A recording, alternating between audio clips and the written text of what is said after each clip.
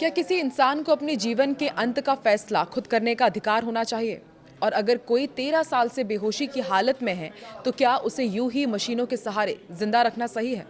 आज हम बात कर रहे हैं हरीश राणा के उस मामले की जिसने पूरे देश को एक बार फिर सोचने पर मजबूर कर दिया है कि इच्छा मृत्यु सही है या गलत। हरीश राणा का मामला करीब 13 साल पहले एक गंभीर हेड इंजरी के बाद हरीश राणा गहरा कोमे में चले गए। बताया जाता है कि डॉक्टर्स के मुताबिक उनका ब्रेन फंक्शन वापस आने की उम्मीद बेहद कम है। परिवार ने सालों तक उनकी देखभाल की, लेकिन ये लड़ाई सिर्फ मरीज की नहीं, एक पूरे परिवार की मानसिक, शारीरिक और आर्थिक परीक्षा बन गई। अब सुप्रीम कोर्ट की मंजूरी के बाद उन्हें दिल्ली के एम्स में शिफ्ट किया गया है, जहां पैसिव यूथेनेशिया की प्रक्रिया शुरू हो चुकी है। पैसिव यूथेनेशिया मतलब इच्छा मृत्यु। आपको समझाते हैं कि इच्छा मृत्यु है क्या। देखिए, जब कोई व्यक्ति असहनीय पीड़ा से मुक्ति पाने के लिए जीवन समाप्त करने का निर्णय लेता है। इसके दो प्रकार होते हैं, एक्टिव और पैसिव। तो देखिए, एक्टिव यूथेनेशिया के बारे में आपको सबसे पहले बताते हैं। इसमें इंजेक्शन देकर के जीवन खत्म किया जाता है। भारत में इसे गैर कानूनी माना जाता है। दूसरा जो पार्ट है वो है पैसिव यूथेनेशिया, जिसमें लाइफ सपोर्ट या फिर कृत्रिम भोजन बंद कर दिया जाता है और धीरे धीरे शरीर खुद जीवन त्याग देता है। भारत में केवल पैसिव यूथेनेशिया ही सख्त शर्तों के साथ मान्य है। प्रक्रिया कैसे होती है ये भी आपको समझाते हैं। देखिए, ये कोई आसान या तुरंत होने वाली प्रक्रिया नहीं है। कोर्ट की अनुमति जरूरी होती है, डॉक्टर्स की एक्सपर्ट टीम इसकी जांच करती है, मेडिकल रिपोर्ट और परिवार की सहमति सबसे ज्यादा जरूरी होती है। जब प्रक्रिया शुरू होती है तो मरीज को दिए जा रहे कृत्रिम पोषण, मतलब उनको जो खिलाया जाता है, जो लाइफ सपोर्ट सिस्टम उनको लगा करके रखा जाता है, उनको हटा दिया जाता है।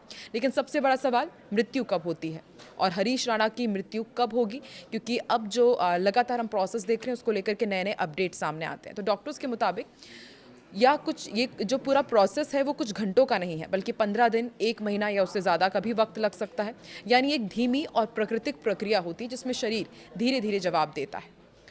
पुराना केस जिसने पूरा कानून बदल दिया, उसके बारे में भी जानना बहुत ज़्यादा ज़रूरी हो जाता है। दरअसल भारत में इच्छा मृत्यु पर सबसे बड़ा असर पड़ा था मुंबई की नर्स अरुणा शॉनबाग के केस में। वो कई सालों तक वेजिटेटिव स्टेट में रहीं और उसी केस के बाद सुप्रीम कोर्ट ने सख्त शर्तों के साथ इच्छा मृत्यु की अनुमति दे दी।